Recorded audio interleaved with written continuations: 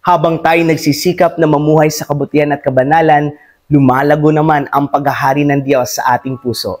Halina't maging bless. Ako po si Father Aris Olan at ito ang Palaman ng Buhay. Ang ating pong ebanghelyo ngayong araw na ito ay mula kay San Lucas, chapter 13, verses 18 to 19. Sinabi ni Jesus, "Ano ang katulad ng kaharian ng Diyos? Saan ko ito maihahambing? Ang katulad nito ay isang buto ng mustasa na itinanim ng isang tao sa kanyang halamanan.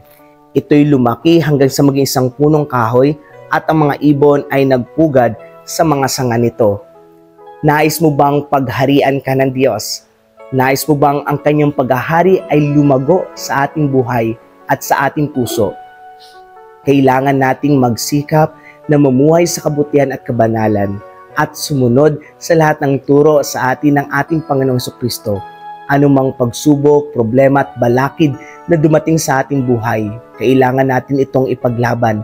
Kailangan natin pagsikapan na tayo ay makapamuhay pa rin na naayon sa kalooban ng Diyos upang sa gayon, ang binhi ng kanyang paghahari na itinanim sa ating puso ay unti-unting lumago hanggang sa ito'y mamunga ng masagana.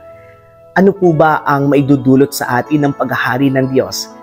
Kapag po tayo ay pinagharian ng Diyos, tiyak, mamumuhay tayo ng masagana na naayon po sa kanyang nangad at ninanais para sa ating lahat. Mamumuhay tayo na kung saan ay malapit ang ating puso sa Diyos.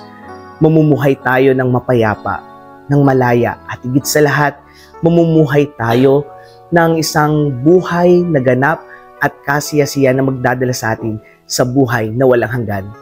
Nawa ang binhi ng paghahari ng Diyos na ipinunla sa ating puso ay maibahagi rin natin sa ating kapwa upang sama-sama tayong lalago at mamumunga ng masagana.